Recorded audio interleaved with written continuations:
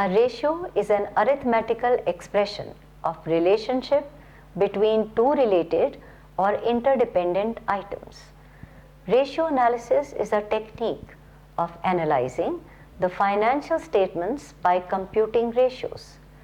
Ratio analysis provides a meaningful understanding of the performance and financial position of an enterprise. It helps the management to know the profitability and financial position, which means liquidity and solvency, and the operating efficiency of an enterprise. Current ratio is equal to current assets upon current liabilities, or current assets divided by current liabilities. It is a relationship of current assets to current liabilities. It helps to assess the short-term financial position of the enterprise. Current assets are either in the form of cash or cash equivalents, or can be converted into cash and cash equivalents in the short period of time. Current liabilities are liabilities repayable in short time. Current ratio of 2:1 is considered satisfactory. 2. Liquidity ratio or quick ratio or acid test ratio is equal to liquid assets or quick assets divided by current liabilities. It is a relationship of liquid assets to current liabilities. Quick assets are equal to current assets minus stock plus prepaid expenses. Quick ratio of 1:1 is usually considered favorable. Stock is excluded from liquid assets because it may take some time before it is converted into cash. Prepaid expenses do not provide cash and are excluded from liquid assets. The first example is XYZ Limited has furnished the following information regarding its current assets and current liabilities. The current assets are cash 5,000, debtors 29,000, bill receivables 5,000, marketable securities 15,000, stock 52,000, prepaid expenses 2,000. The total is 1,08,000. The current liabilities are sundry liabilities at 3 lakhs. The current liabilities are sundry liabilities at 30,000, bills payable at 16,000, outstanding expenses at 8,000. The total is 54,000. We need to calculate the current ratio and liquid ratio and comment on liquidity of the company. The current ratio is given by current assets divided by the current liabilities, which is rupees 10 lakh. The current ratio is given by current assets divided by current liabilities, which is given as 1,08,000 divided by rupees 54,000, which is 2:1. The liquid ratio is liquid assets divided by current liabilities, which is rupees 54,000 divided by 54,000, which is 1:1. Current ratio is 2:1 and liquid ratio is 1:1, which are considered as satisfactory and are ideal ratio. The second example. Current liabilities of a company are rupees 3 lakh. Its current ratio is 3:1 and liquid ratio is 1:1. Calculate the value of stock assuming that the only other current asset is stock. The solution. Current ratio is given by current assets divided by current liability, which is 3 equal to current assets divided by 3 lakh. The current assets is 9 lakh rupees. The liquid ratio, which is 1:1, is given by liquid assets divided by current liability. Therefore, 1 equal to liquid assets divided by 3 lakh. The liquid assets are 3 lakh rupees. Stock is equal to current asset minus liquid assets, which is 9 lakh minus 3 lakh, which is 6 lakh rupees. The third example. From the following, we need to calculate the debt equity ratio. 10,000 equity shares of rupees 10 each will give you 1 lakh rupees. The general reserves are at 45,000, accumulated profits at 30,000, debentures at 75,000. Sundry trade creditors is 40,000, outstanding expenses is 10,000. The solution for this is debt equity ratio is equal to debt divided by equity, which is rupees 75,000 divided by rupees 1,75,000, which is 3:7 or 0.43:1. Equity equal to equity plus general reserves plus accumulated profits, which gives us 1 lakh plus 45,000 plus 30,000, which is 1 lakh 75,000. Example 4. From the following balance sheet of XYZ Limited for the year ended 31st March 2014, we need to calculate the total assets to debt ratio and proprietary ratio. The liabilities are equity share capital at rupees 20,000. The liabilities are equity share capital at rupees 2 lakh, 10% debentures at 1 lakh, bills payable at 10,000, creditors at 40,000. The total is 3 lakh 50,000. The assets on the other hand are cash at bank rupees 20,000, debtors at 30,000, closing stock of 80,000, fixed assets of 22,000. The total assets is 3 lakh 50,000. The solution for this is total assets to debt ratio is total assets divided by long term debt, which is rupees 3 lakh 50,000 divided by rupees 10 lakhs, which is 3.5 is to 1. The proprietary ratio is given by proprietor's fund divided by total assets, which is rupees 20 lakh divided by rupees 3 lakh 50,000, which is 4 is to 7 or 0.571 is to 1. Example 5. The balance sheet of XYZ company is given below. The liabilities are equity share capital, which is 250 lakhs, the general reserve at 280 lakhs, the profit and loss account current year shows 30 lakhs, the secured loans in the long term is 300 lakhs, the secured loan in short term is 360 lakhs, the creditors stand at 150 lakhs and the other liabilities at 30 lakhs. The net liabilities are 1400 lakhs. The assets in lakhs are fixed assets at 400, investment at 50, stock at 460, debtors at 460, cash in hand 10, miscellaneous expenditure not written off is 20. The net assets are 1400 lakhs. The additional information is from the profit and loss account, rupees 90 lakhs were transferred to general reserve during the year. Interest cost amounted to rupees 120 lakhs. Taxation is at 40%. You are required to calculate the debt equity ratio, the current ratio, the interest coverage ratio. The current ratio is given by current assets divided by current liabilities, which is rupees 930 lakhs divided by rupees 540 lakhs, which is 1.73. The debt equity ratio is given by debt divided by equity, which is rupees 300 lakhs divided by 560 lakhs, which is 0.54. The interest coverage ratio is EBIT, which is earnings before interest and tax divided by interest, is equal to rupees 320 lakhs divided by rupees 120 lakhs, which gives us 2.66. The working notes for this is EBIT for profit for the year 30 plus 90, which is 120 lakhs. The interest tax at rupees. The working notes for this is earnings before interest and tax, which is profit for the year 30 plus 90, which is 120 lakhs, the interest being 120 lakhs. The tax at 40% of 120 into 40 divided by 60 gives us 80 lakhs, the total of 320 lakhs. Example 6.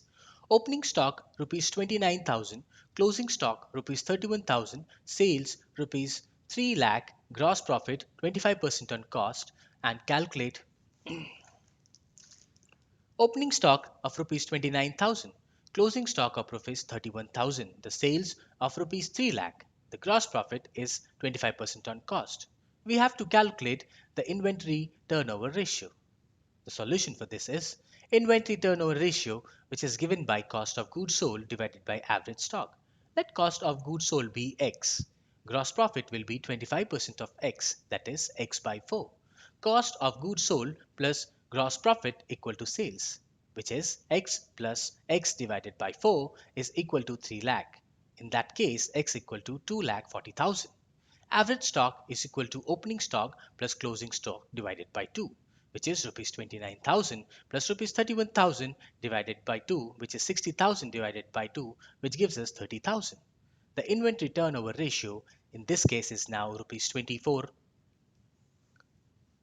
The inventory turnover ratio in this case is now rupees 2,40,000 divided by 30,000, which is 8 or 8 times. From the following detail, calculate example 7. From the following detail, example 7. From the following detail, calculate the debtors turnover ratio. Total sales of the year is rupees 1,75,000. Cash sales is 20% of total sales. Sales return out of credit sales is rupees 10,000. Sundry debtors opening balance is rupees 8,000 and the closing balance is rupees 12,000. We need to calculate the debt turnover ratio. It can be calculated as debt turnover ratio is given by net credit sales divided by average debtors. Net credit sales equal to total sales minus cash sales minus sales return, which is rupees 1,75,000 minus rupees 35,000, which is 25. Net credit sales is total sales minus cash sales minus sales return, which is rupees 1,75,000 minus 35,000 minus rupees 10,000, which is rupees 1,30,000. Average debtor is equal to opening debtor plus closing debtors divided by 2, which is rupees 8,000 plus 12,000 divided by 2, which is rupees 10,000. Debtor turnover ratio is rupees 1,30,000 divided by 1000, which is 13 or 13 times. Example 8. Opening sundry creditors rupees 80,000. Opening payable rupees 3,000. Closing sundry creditors rupees 1 lakh. Closing bills payable rupees 17,000. The purchases at rupees 14 lakh. Cash purchases rupees 14 lakh. Cash purchases rupees 5 lakh. Purchase returns rupees 1 lakh. We need to calculate the creditors turnover ratio. Creditors turnover ratio is net credit purchases divided by average creditors, which is net creditor purchase. The solution for this is creditor turnover ratio, which is given by net creditor purchase. The solution for this is creditors turnover ratio, which is given by net credit purchases divided by average creditors. Net credit purchases is given by purchases minus cash purchases minus purchase returns, which is rupees 14 lakh minus rupees 5 lakh minus rupees 1 lakh, which is rupees 8 lakhs. Average creditors is opening creditors.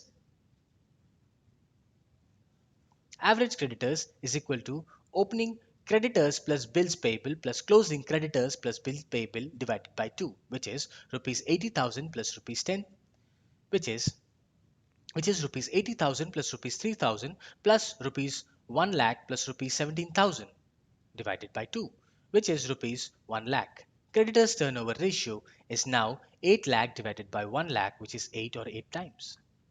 The following is the balance sheet of XYZ Limited as on 31st March 2014.